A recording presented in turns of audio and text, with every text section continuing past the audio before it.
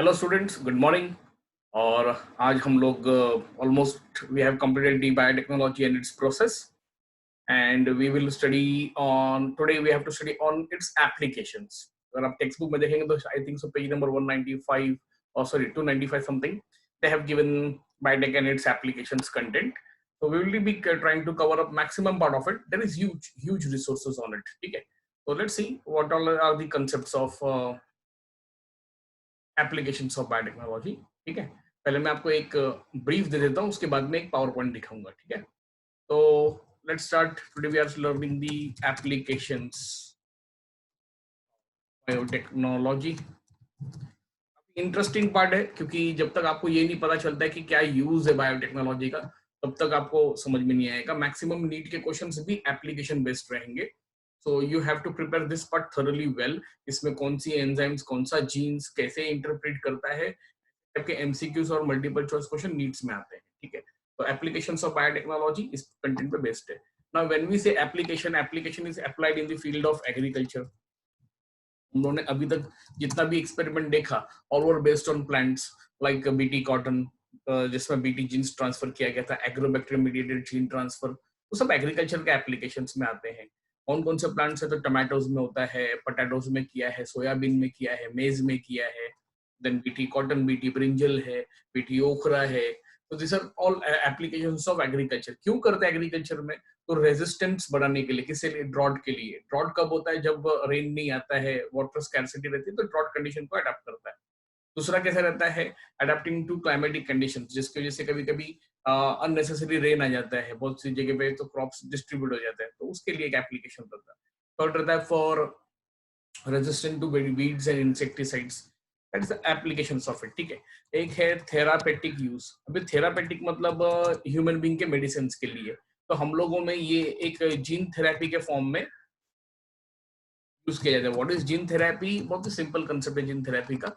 It wants to say that कि any individual is having some genetic error. ठीक है, उस जेनेटिक एरर में जो जीन्स उनके काम नहीं कर रहे हैं, उसको निकाल करके बस वहां पर फंक्शनल जीन्स को इंसर्ट करना पड़ता है। That is therapeutic gene therapy. Insulin productions, antibiotic productions, तो प्रोडक्शंस ऑफ एंटीबायोटिक्स, ये एक है। तो ये आता है मेडिसिन फील्ड्स में। ठीक है ना, इसके में ये इंडस्ट्रीज में भी यूज होती है। अल्कोहल इंडस्ट्री है जैसे कि, तो अल्कोहल इंडस्ट्री में भी बहुत बड़ा यूसेज है। मेडिसिन इंडस्ट्रीज में ह्यूज अमाउंट ऑफ इसका प्रोडक्शन आता है। थोडा वसाका करके एक प्लांट आहे, अडुल्सा म्हणतो आपण मराठीत। त्या झाडांमध्ये असे केमिकल असतात, त्याला म्हणतात adhatodic acid. Not this adhatodic acid is useful to cough syrup. ठीक है, उसके अंदर एडाथोडिक एसिड रहता है। अब अडुल्सा प्लांट में एडाथोडिक एसिड है, तो ट्रेडिशनल क्या है, what we will do, we will remove all leaves of that plant, stem निकालेंगे, कट करेंगे और उसको हॉट वाटर में बॉईल करेंगे। अब जब बॉईल करेंगे आप उसको, तो उसका जो जितना भी सिरप होता है एडाथोडिक एसिड का, वो पानी में आ जाता है। फिर उसको छान करके, क्लीन करके उसको सिरप के फॉर्म में दिया जाता है, डिकॉक्शन बोलते हैं। तो पूरा throat cleaning, chest cleaning, bronchitis, then your swellings in your necks, वो सब क्लीन होता है उसमें, इंक्लूडिंग योर कफ। तो वो उसका पर्पस होता है। बट अभी क्या बोलते हैं कि प्लांट को कट मत करो, तो सोल्यूशंस क्या है? तो ये लोग एप्लीकेशन ऑफ बायोटेक्नोलॉजी है। What they did, there is a genes in adhatoda plant which is producing that adhatodic acid, adhatodin जिसको बोलते हैं। ठीक है, तो उसको निकालते हैं वो जीन्स को और उसको ट्रांसफर करते हैं बैक्टीरिया में। Bacteria is producing what? Adhatodic acid that can be used for cough syrup and making. तो इसमें हम लोगों ने प्लांट को कट नहीं किया, किल नहीं किया, कुछ नहीं किया, एनवायरमेंट वैसे का वैसे ही है और हमको जो चाहिए था वो हमको मिल गया। सेम ऐसे ही है एस्पॅरेगस बोलते, जिसको हम लोग शेवंती म्हणतात मराठीत, जास्वंती नाही शेवंती। त्याच्यामध्ये हुक्स असतात, त्या हुक्सला त्याचा पेस्ट काढून त्याला एस्पॅरिजिन लावलं जातं स्किनवर, तर स्किन क्लिनिंग होतात, क्लिन्झर म्हणून यूज केली जाते, किंवा पिंपल्स साठी यूज करतात त्याला। तो this is how, like Ricinus communis है, एरंडल तेल त्याला म्हणतात। तो एरंडल ऑयल निकालने के लिए रेसिनस के सीड्स को पूरा क्रश किया जाता है, तब उसको ऑयल निकलता है। तो रिसिनिन ऑयल निकालने के लिए रेसिनस के अंदर से क्या करने का, वो चीज निकालने का, जो वो पर्टिकुलर ऑयल प्रोड्यूस करता है, transfer in a bacteria, bacteria will start giving you the, तो that concept is called as bioreactors. ठीक है, तो ऐसे सब कंसेप्ट हैं। जैसे कि एक कंसेप्ट और है, उसका नाम है एडिबल वैक्सीन। ठीक है, तो एडिबल वैक्सीन क्या रहता है, तो इस चैप्टर में हमको यही सब पढ़ना है। तो let us see a power point.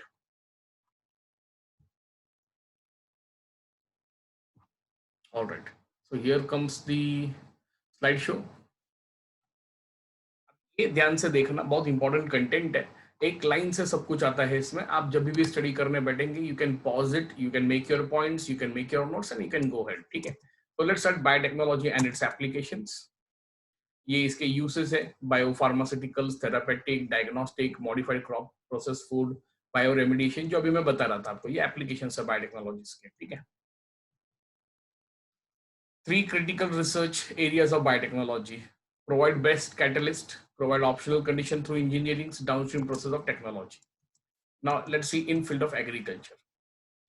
तो केमिकल बेस्ड एग्रीकल्चर होता है, मतलब जिसमें हम लोग केमिकल यूज करेंगे एग्रीकल्चर में, और ऑर्गेनिक एग्रीकल्चर रहता है, जेनेटिकली इंजीनियर कल्चर रहता है। आपला टास्क है जेनेटिकली इंजीनियरिंग पार्ट सीखना, ठीक है। जीएमओ पूरे चैप्टर में आगे से ये टर्म्स यूज होगा, जेनेटिकली मॉडिफाइड ऑर्गेनिज्म। अगर पी रहेगा तो जेनेटिकली मॉडिफाइड प्लांट्स, एनिमल रहेगा तो जेनेटिकली मॉडिफाइड एनिमल्स। ऐसे चूहा भी है, माइस, उसको भी जेनेटिकली मॉडिफाई किया तो उसका जेनेटिकली मॉडिफाइड माइस, हाँ उंदीर है, करेक्ट है। तो उसको भी किया गया, गोट को किया है, काउ को किया है, पिग को किया है। वाई, उसका पर्पस है, हम लोग उसको यूज करते हैं ना हमारे मीट के लिए, then we use for skins, then we use for their milk products, ठीक है।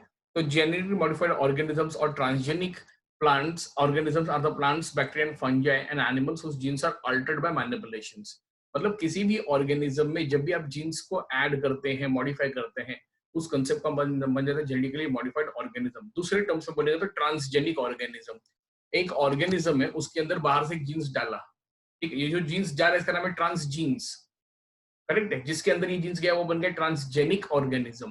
तो वही कंसेप्ट है यहाँ पर ट्रांसजेनिक प्लांट, ट्रांसजेनिक एनिमल्स का, okay. Application in agriculture, let's see why do we do this. It makes crop tolerant for abiotic stresses, तो cold, drought, salt, heat, जो मैं भी आपको बता रहा था। पेस्ट रेजिस्टेंट हो जाता है, कोई भी इंसेक्ट आके उनको डिस्टर्ब करता है, ये उससे रेजिस्ट हो जाएगा। It helps to reduce post harvest losses, मतलब उसकी शेल्फ लाइफ इंक्रीज हो जाएगी। मैं आपको लास्ट में टमाटोज के बारे में बताऊंगा कैसे उसको इम्प्रूवाइज किया जाता है। It enhances nutritional value of vitamin A, enriched rice, also called as golden rice, ठीक है। तो now these are the four photographs you can see, these are all genetically modified crops।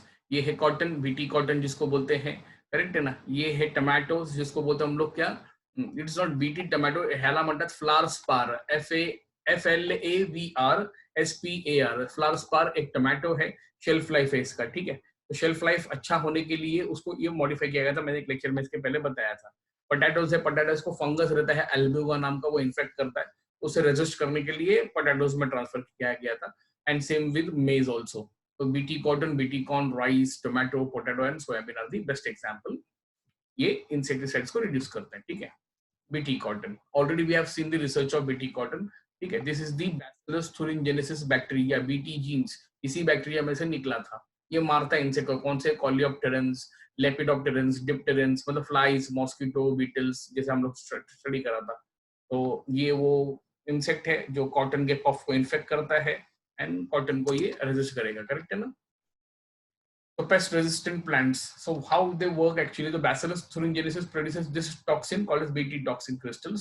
ये वो उसके कैटरपिलर में जाएगा और उसको पूरा वो डीनेचर करके मार देगा, ये उसका स्टडी रहता है, ठीक है।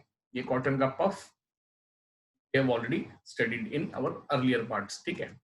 टोबैको प्लांट में नेमाटोड्स रहता है, नेमाटोडा एक पेस्टिस इंसेक्टिसाइड रहता है।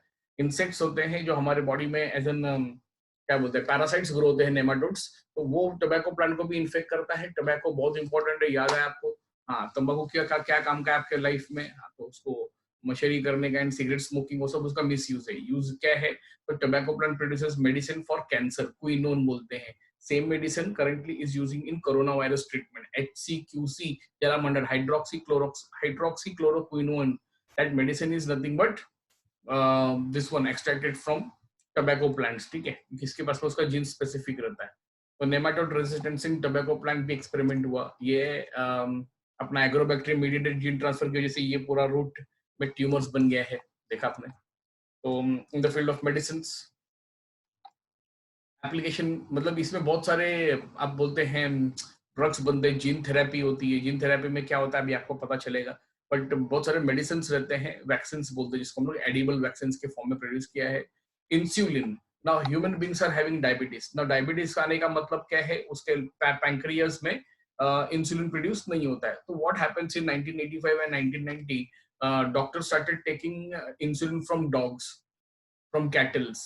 कुछ कुत्तों में से, बिल्ली में से, कैटल्स में से उनके इंसुलिन निकाल करके ह्यूमन इंसुलिन, क्योंकि वो 80 to 85% ह्यूमन इंसुलिन को मैच करता है. तो डायबिटीज कंट्रोल करने के लिए ऐसा एनिमल इंसुलिन इंसर्ट किया जाता था. इसमें प्रॉब्लम क्या होता था कि इंसानों को उन कुत्ते के, उन जानवरों के भी इन्फेक्शन होते थे. ये प्रॉब्लम थी, उसको साइड इफेक्ट, और ये बहुत डेंजरस था. ठीक है, इसमें लीवर की रिकवरी नहीं होती थी. तो that's why to change it up, what they did, from an healthy person they took genes producing insulin. It was inserted into a bacteria, and bacteria started producing, correct, insulin, human insulin, that was famously called as humulin. बाद में वो humulin को injection के form में इंसानों को देने लग गए. ऐसे बहुत सारे एग्जांपल्स हैं जो मेडिसिन के फॉर्म में यूज होता है. ठीक है, genetically engineered insulin, gene therapy and molecular diagnosis 3 part होता है application in medicine. This is about insulin. ठीक है, ये ह्यूमन सेल, उसका क्रोमोसोम्स है ना, उस क्रोमोसोम में से sliced up the chromosome, and this is the genes responsible for insulin. Correct है ना. हम लोगों ने एक प्लास्मिड निकाला, प्लास्मिड को कट किया, रेस्ट्रिक्शन एंडोन्यूक्लियस से दोनों को ज्वाइन किया, रिकॉम्बिनेंट डीएनए बन गया. इसको लिया, एक बैक्टीरिया में डाल दिया, बैक्टीरिया ने क्या करना शुरू कर दिया, ये इंसुलिन प्रोड्यूस करना शुरू कर दिया. That is called as human insulin, also called as humulin. ये in the form of medicine market में अवेलेबल है. करेक्ट है. Genetically engineered insulin is always made up of 2 chains. A chain, this is blue one, and B chain, that is yellow one. ठीक है, ये दोनों मिलेगा तो प्रो इंसुलिन प्रोड्यूस होता है, फिर वो बी सेल्स पेप्टाइडर्स के मिलके इंसुलिन प्रोड्यूस करते हैं.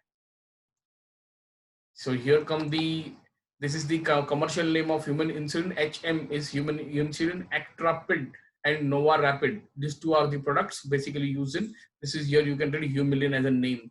ये इंजेक्ट लिया 5 ml, 10 ml, 20 ml, depend on the severity of diabetic, and it can be injected. Correct है. जीन थेरेपी, अगर आपने ठीक से इमेज देखा तो उसमें करेक्शन हो रहा है.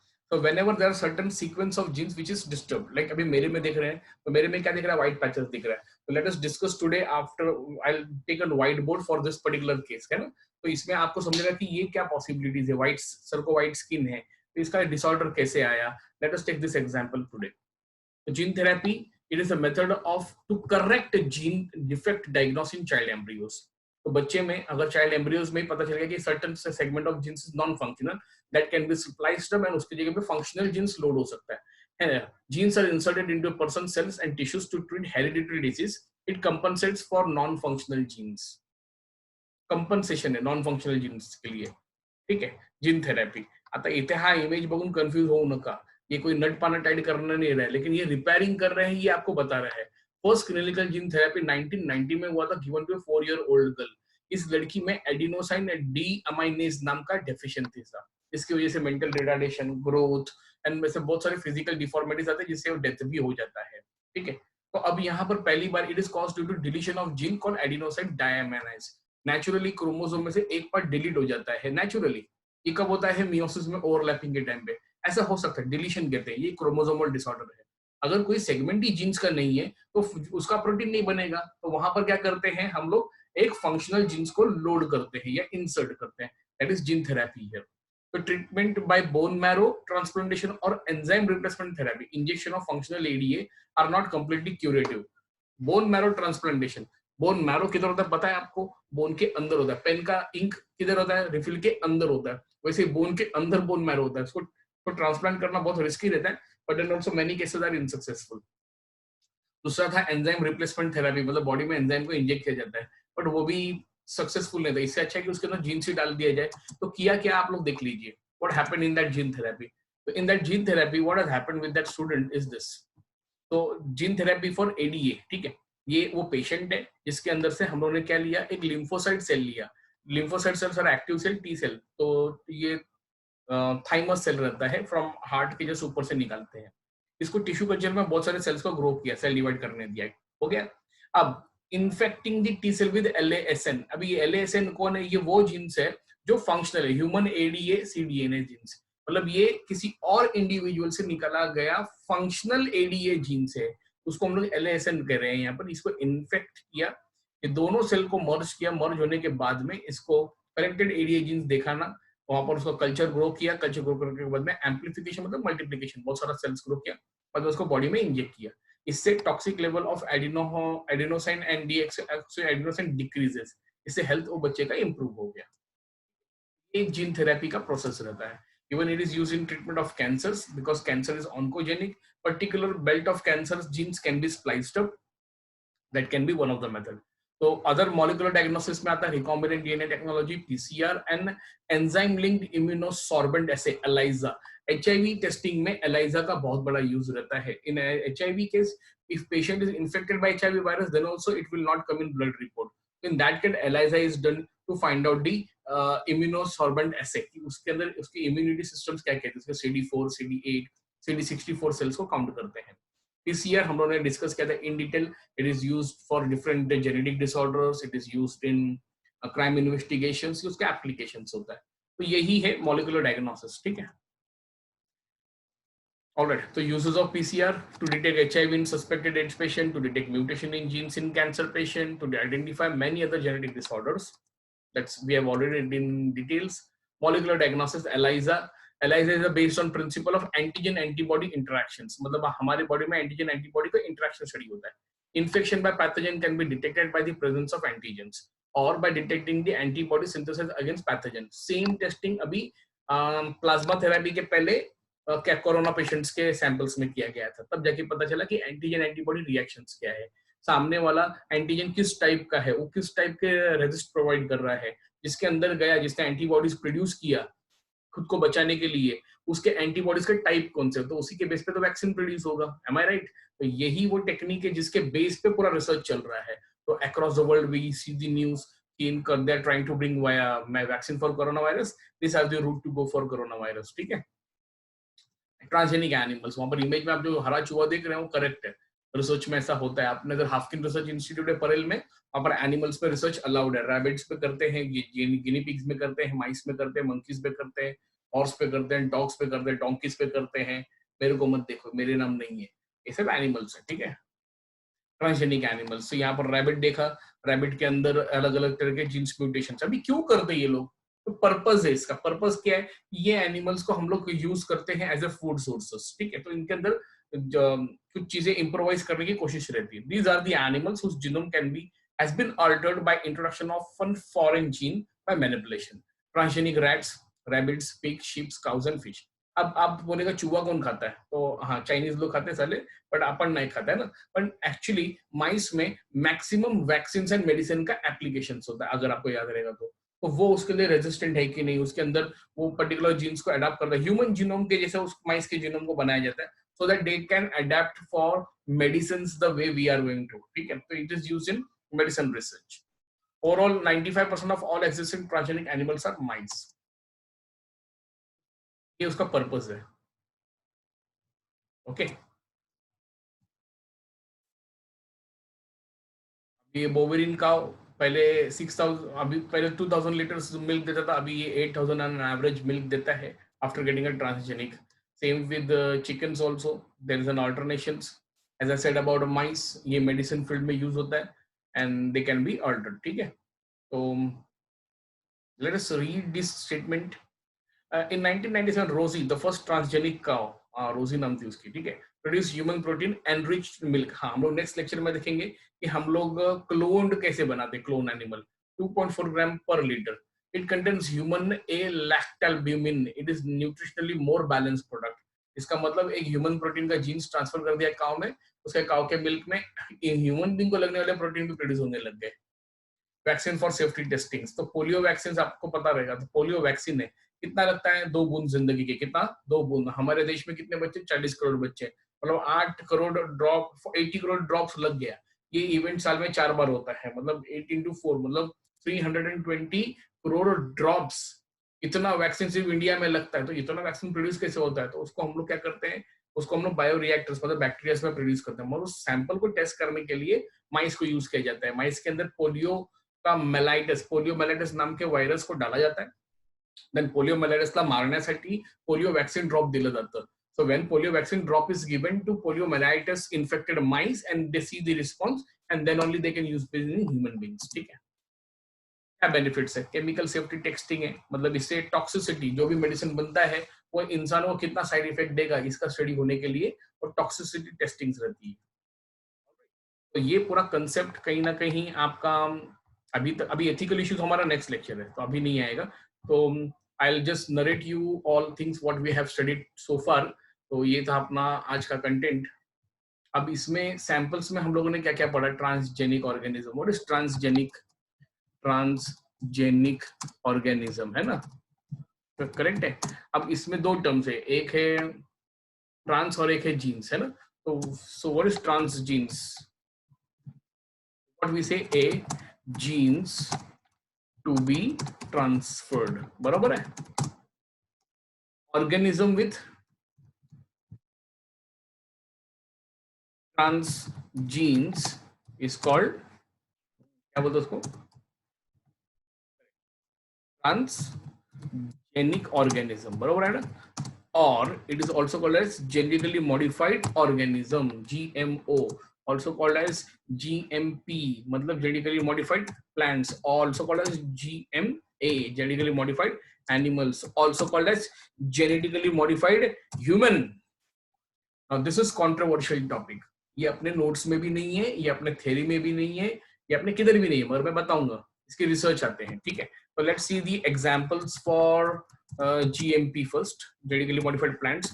First example I would like to give you of flower spar. कौन है यहाँ? तो ये है टोमेटो, बराबर है ना। अब टोमेटो का शेल्फ लाइफ कितना है? तो हम लोग बोलते हैं, हम लोग टमाटर मार्केट से लाते हैं, उसको बिना फ्रिज के आप रख दो किचन टेबल पे, कितने दिन में सड़ जाएगा? कौन? टमाटर। हम लोग आपकी बात नहीं कर रहे हैं, ठीक है।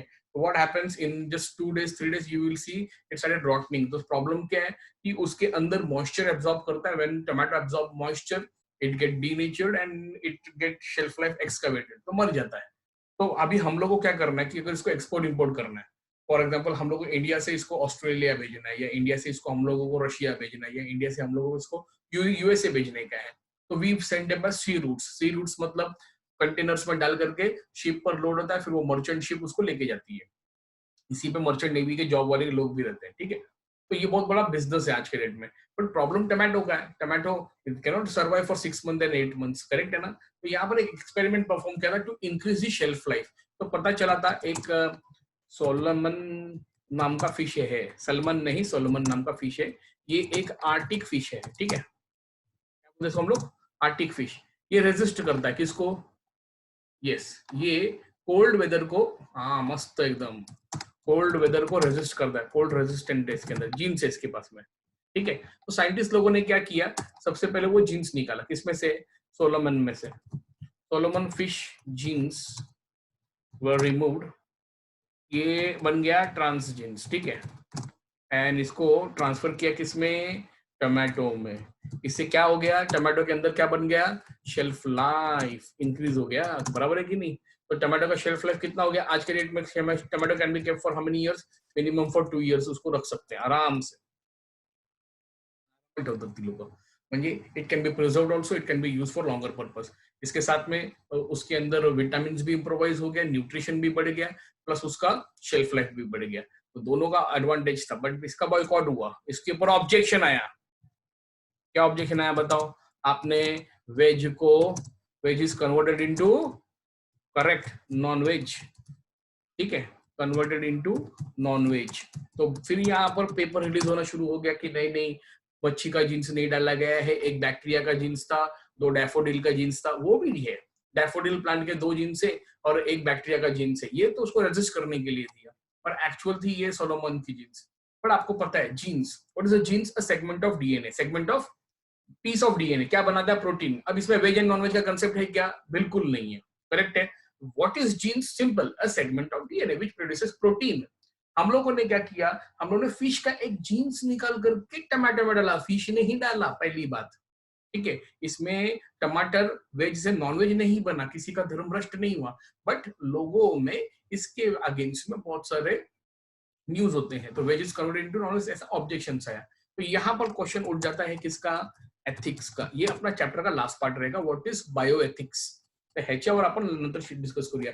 इसलिए इंडिया में आज तक फ्लावर स्पार टमाटर नहीं उगा, इसको टोटली बैंड है इंडिया में, पूरा बायोटेक्नोलॉजी बैंड है इंडिया में।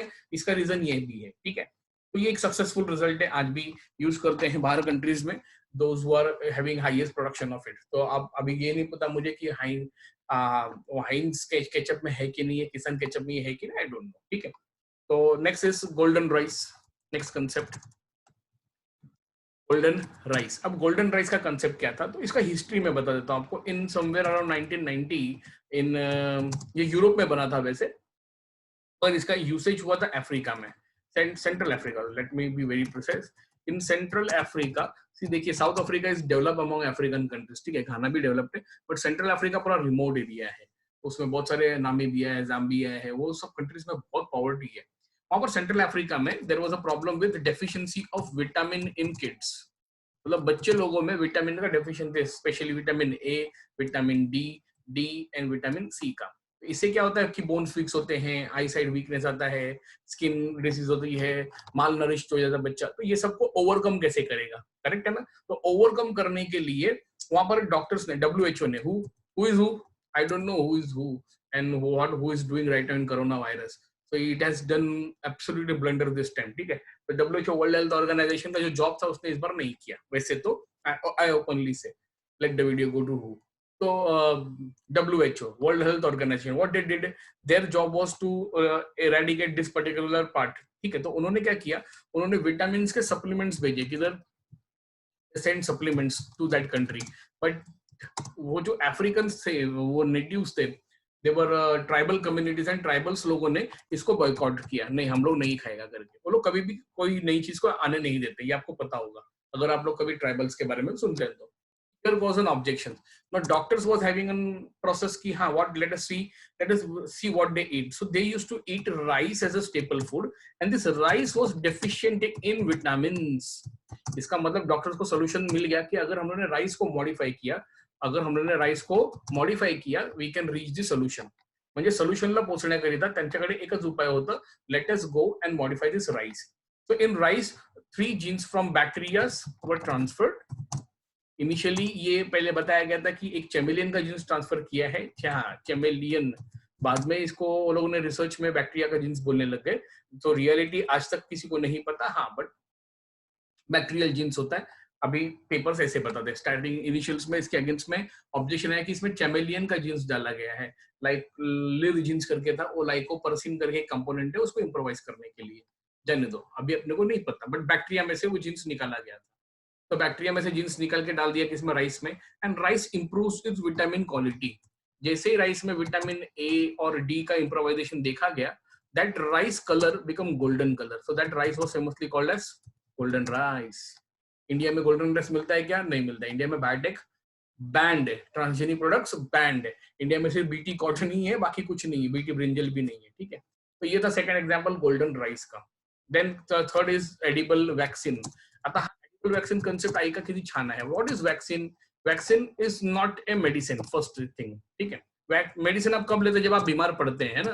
लेकिन वैक्सीन आप कब लेते हैं, जब आप बीमार पड़ना नहीं चाहते. कोरोना वायरस का वैक्सीन के लिए हम लोग वेट कर रहे हैं. एक बार वैक्सीन आ गया, डिक्लेअर कर दिया गवर्नमेंट ने कि वैक्सीन आ गया, पब्लिक रोड पे नाच नाच के निकलेगा. वैसे अभी भी नाच रही है, दारूच्या बाटली घ्यायला लाईन मोठी लागलेली आहे.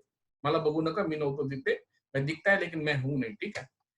Vaccines, so let's study about vaccine and vaccine productions बहुत इंपॉर्टेंट है. पोलियो वैक्सीन सिंपल एग्जांपल है, बट यहाँ पर कंसेप्ट होता है एडिबल वैक्सीन का. ओरल वैक्सीन होता है, मुंह से ड्रॉप डाल के देता है. एक रहता है कंज्यूमेबल, मतलब वो इंजेक्शन मार के देते हैं, जैसे ह्यूमन इंसुलिन का वैक्सीन से, करेक्ट है कि नहीं. और हम लोग बात करें एडिबल वैक्सीन. एडिबल वैक्सीन का कंसेप्ट क्या है? Let us take an example of malaria. Malaria, मच्छर आया, मच्छर के अंदर वाइवाक्स, प्लाज्मोडियम वाइवाक्स नाम का वायरस होता है. तो हम लोग को मलेरिया वाइवाक्स की वजह से होता है, मच्छर की वजह से नहीं होता, ठीक है. ये पहली बात याद रखिए. तो प्लाज्मोडियम वाइवाक्स नाम का ये वायरस मलेरिया की वजह से हुआ. तो इसको मारने के लिए जो मेडिसिन है उसका नाम है quinone, and this quinone is extracted from tobacco. तंबाकू खाता का, रोज तंबाकू खाएगा तो आपको मलेरिया नहीं होएगा, कैंसर होएगा. रीजन क्या है? टोबैको के अंदर एक जीन्स का नाम है निक, वो प्रोड्यूस करता है निकोटीन, करेक्ट है. ये कैंसर है, ऑन्कोजेनिक है हमारे लिए, बराबर है ना. कार्सिनोजेनिक बोलते हैं, बेटर देन ऑन्कोजीन्स. तो जीन्स को बोलते हैं, हम लोग बोलेंगे कार्सिनोजेनिक. स्मोकिंग, सिगरेट, बीड़ी, तंबाकू, पान, गुटखा, मसाला अवॉइड करने का, that's okay. But in same one there is a genes called as क्वी जीन्स, क्वी 81 है या 82, हाँ 82 है, क्वी 82 जीन्स ये प्रोड्यूस करता है क्विनोन, ज्याला आता केमिकल नेम होता है HCQC. आपले Donald Trump, I'm sorry, Donald Trump. I said in Modi's language, Modi Ji's language, sorry.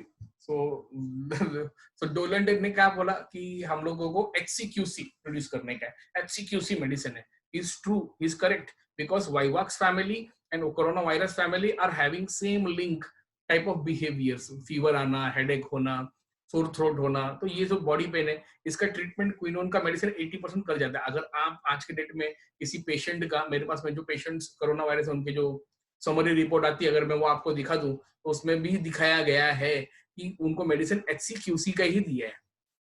ठीक है, इसका मतलब सिंपल है, इंडिया में ट्रीटमेंट किस चीज पे हो रही है? HCQC. वर्ल्ड लेवल पे वो लोग किस पे ट्रीट कर रहे हैं? HCQC. Why there are deaths? Let us talk on separate topic for coronavirus. This topic is still on. Yes, I can talk on that, but this is not right time. So quinone HCQC मिल गया. ठीक है, ये chemical name है HCQC का, quinone है. तो plant के अंदर दो जीन्स है, एक का नाम है निक जीन्स और एक का नाम है क्वी जीन्स. तो हम लोग क्या करते हैं, टबैको में से ये जो क्वी 82 जीन्स है इसको निकाला और इसको ट्रांसफर करते हैं किसमें? एप्पल में. क्या निकाल दिया?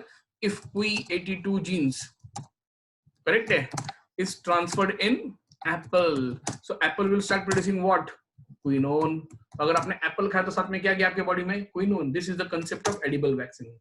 अगर same genes typhoid, cholera, malaria, diabetes, ये सबके जो जीन्स हैं इसको रेजिस्ट करने वाले, उसको अगर फ्रूट्स में डाल दो, वेजिटेबल्स में डाल दो, वो आपने कंज्यूम करना शुरू कर दिया, that become concept of edible vaccine. तो ये आइडिया है एडिबल वैक्सीन का. ये है पूरा कंसेप्ट ट्रांसजेनिक प्लांट्स का. ठीक है, तो I will save for you this slide and let me clear all drawings. अब स्टडी करेगा ट्रांसजेनिक एनिमल. ये तुम्हारा फेवरेट पार्ट है, कब से तो इंतजार कर रहे हैं कि ट्रांसजेनिक एनिमल्स के बारे में कुछ बताओ. बहुत सारे हायपोथेटिकेशन्स. हायपोथेटिकेशन कळतं का? असं करणार तसं होणार. आता एक चायनीज माणूस होता, त्याचं नाव होतं शियांग, क्या नाम था का? जियांग ली नाम था. इसने क्रिएट किया था एक बेबी विद ट्रंक. आपने सही सुना, बेबी विद ट्रंक. अब बच्चे को ट्रंक कब आएगा? जब उसने एलिफेंट में से एक जीन्स निकाला था जिससे ट्रंक आता है, वो उसने एक लेडी, प्रेग्नेंट लेडी के फीटस में, उसके मोरुला ब्लास्टुला स्टेजेस में ही उसने उसको नेजल चेंबर जहां पर बॉडी फॉर्म होगा वहां पर इंसर्ट कर दिया था. तो बच्चे को जब सोनोग्राफी किया 7th मंथ में पता चला तो बच्चे को 5 हाथ है, 5 हैंड्स. तब एक डॉक्टर ने इंटरप्रेट किया कि नहीं, ये 5 हाथ नहीं, हाथ पैर 4 ही है, मगर उसको अलग से नोज उसका इलोंगेटेड हो गया लाइक अ पिग. बाद में पता चला तो पिग नहीं, उसके हाथ पैर से भी लंबे थे सूंड उसके. तो पता चला कि तो ट्रंक है. तो लोग ने उसको अबॉर्ट कराया, बेबी को निकाला, डाइसेक्ट किया, पोस्टमार्टम हुआ. पोस्टमार्टम में जब सैंपल निकाला तो सैंपल में पता चला कि इस बेबी के अंदर एक अल्टर्ड जीन्स है. तो जब लेडी से पूछा गया, लेडी से इन्वेस्टिगेशन हुआ कि आपने कहाँ गए थे, क्या हुआ था, तो उन्होंने डॉक्टर का नाम बताया. तो उस डॉक्टर को जब पकड़ा गया तो वो जैंगली निकला. इसने तो बड़े ब्रेवली कोर्ट में बता दिया कि मैं तो अपने कंट्री के लिए रिसर्च कर रहा हूँ, मैं चाइना का नाम रोशन करना चाहता हूँ वर्ल्ड जेनेटिक्स में. He was imprisoned with $40 million as a penalty and he was imprisoned jail. This was case of 2012. अब ये बंदा कहाँ पर है, क्या है? 5 साल का जेल था चीनी लोगों में. किसी ने कोरोना निकाला है कि नहीं मुझे नहीं पता. ठीक है, तो आगे जाते हैं, ट्रांसजेनिक एनिमल्स का बात करते हैं ना हम लोग पहले. तो ट्रांसजेनिक एनिमल्स में लेट अस टॉक अबाउट मेरा फेवरेट चिकन. ठीक है, I love chicken. So why I love chicken, ये क्या है? हाँ चिकन, हाँ बराबर है. चल, चिकन खाते हैं. इंडिया मध्ये जो चिकन वेरायटी अपन खाते तो असं ब्रॉयलर, बॉयलर नहीं होता, ब्रॉयलर होता है. ठीक है, सबसे हेवी वेट कितना रहता है? 2.5 to 2.8 kg. इससे बड़ा नहीं रहता है ब्रॉयलर्स.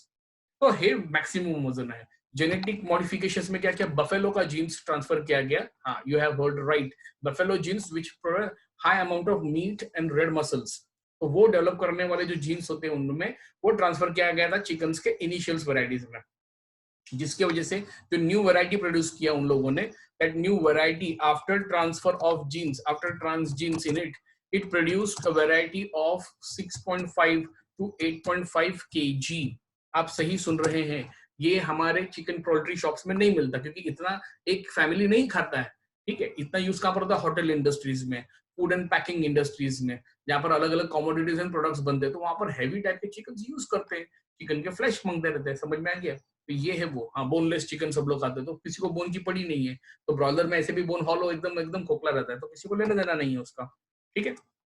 ये एक है, एक चिकन का टाइप है, नाम है उसका हैम्पशायर वैरायटी, यूएसए का है, यूनाइटेड स्टेट्स ऑफ अमेरिका, हाँ डोलन के कंट्री का है हैम्पशायर। इसका normal weight 4.5 KG to 6 KG का एवरेज वेट रहता है। इसके अंदर जब ट्रांसजेंस हुआ, ठीक है, तो इसके अंदर जब देखा गया तो it has grown to size of 18.5 to 22.5 KG. हाँ मैं बकरे की बात नहीं कर रहा हूँ, मैं हैम्पशायर चिकन वैरायटी की बात करूँ कि इतना हैवी किया गया। क्या ये केएफसी एंड अदर फील्ड में यूज होता है? होता होगा, I don't know really, because they do not disclose all this things, but this papers comes as a research.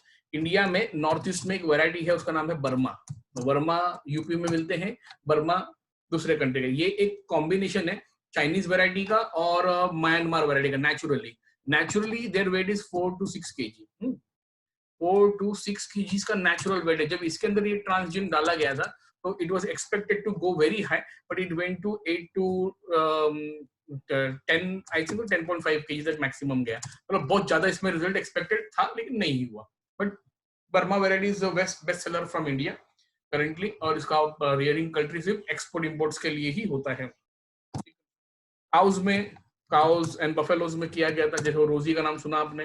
पहले काउ क्या करती थी, 2500 लीटर्स एनुअली देती थी, है ना, मिल्क, ठीक है। अब क्या हो गया, आफ्टर ट्रांसजीन्स उनके अंदर ह्यूमन ट्रांसजीन्स भी डाला गया, ह्यूमन प्रोटीन वाला, ह्यूमन प्रोटीन जो हम लोगों को चाहिए, जो लैक्टेटिन प्रोड्यूस करता है, ह्यूमन प्रोटीन, सॉरी।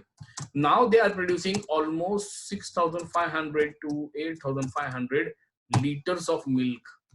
ये बहुत ही यील्डिंग कैपेसिटी बहुत हैवी हो गया, ठीक है। ऐसे ही ये लोग ने पिग्स में किया है, गोट्स में किया है, तो for their flash, for their meets, this is the categories of transgenic animals, ठीक है।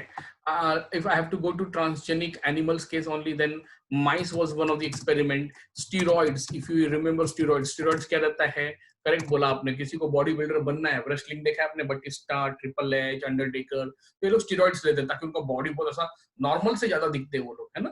तो हम लोग को लगता है सब एक्स्ट्राऑर्डिनरी बॉडीज है, मेरी बॉडी ऐसी कब हो सकती है? नेचुरली ऐसा नहीं हो सकता, लेकिन अगर आपने सप्लीमेंट्स लिए, स्टीरॉइड्स लिए, तो ये होता है। तो देयर आर स्टेरॉइड बॉडीज है इन लोग की। उनके हाइट ग्रोथ के लिए भी वो लोग स्टेरॉइड्स लेते हैं, उनके बोन मसल्स डेवलपमेंट के लिए भी वो लोग स्टेरॉइड लेते हैं। ओल्ड एज के बाद में ये पूरा मसल टोन अप दिखता है इन लोगों को। तो लेट्स टॉक अबाउट स्टेरॉइड्स। तो पता चला कि अगर स्टेरॉइड से इतना सब होता है, तो स्टेरॉइड एक एनिमल प्रोडक्ट रहता है। तो जैसे कि कैटल्स में, ऑक्स मतलब सांड जिसको बोलते हैं हम लोग, मेरे को मत देखो, ऑक्स जिसको सांड कहते हैं, तो ऑक्स में से अगर हम लोगों ने जीन्स निकाला और जीन्स को निकाल करके अगर ह्यूमन बीइंग में डाल दिया, तो क्या हो सकता है? तो इसकी पॉसिबिलिटी माइस में देखी गई थी। तो माइस में ऑक्स के जीन्स को ट्रांसफर किया था steroid producing. That mice grew to length of 36 inches. 3 foot का चूहा था घूस, इतना बड़ा, इमेजिन करिए। तो नॉर्मल घूस 6-7 इंच से ज्यादा नहीं दिखते आप, आधे फुट का था, आधे फुट से वो 3 फुट तक चला गया। मतलब एक इंसान की अगर ऐसे कोई जीन्स डाले गए तो इंसान की भी body huge 8 foot 9 foot 10 foot हो सकता है, बट ह्यूमन बीइंग में ये अलाउड नहीं है, क्योंकि यहाँ पर किसका क्वेश्चन आता है? एथिक्स। ये एथिक्स क्या होता है मैं बताऊंगा, ठीक है। चाइना में एक साइंटिस्ट था फ्रॉम चाइना, नाम हाई जूंग, उसका नाम है हाई, उसका कुछ ऐसा है नहीं, high Jung. He was arrested. क्यों अरेस्ट किया गया वो भी बताता हूं मैं। उसने HIV रेजिस्टेंट के जीन्स का 3 ह्यूमन बेबीज में डाला गया था, 3 ह्यूमन बेबीज में। आप इंटरनेट पे चेक करेंगे तो शायद इसका केस अभी था फ्रेश, 2018-19 का केस है ये, आई थिंक सो 2019 का केस है, करेक्ट।